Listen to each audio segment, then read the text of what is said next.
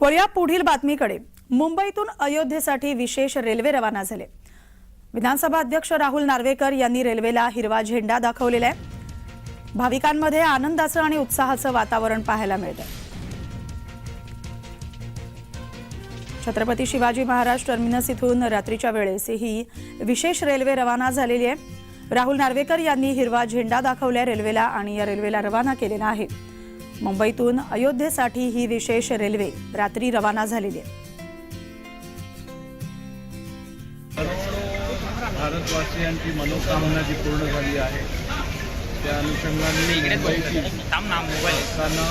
रामलल्लांचं दर्शन घेण्यासाठी भारतीय जनता पार्टीतर्फे बैठक राबवली जात आहे आणि मुंबईकरांना रामलल्लांचं दर्शन घेण्याची ही सुवर्ण संधी उपलब्ध करून दिली जात आहे।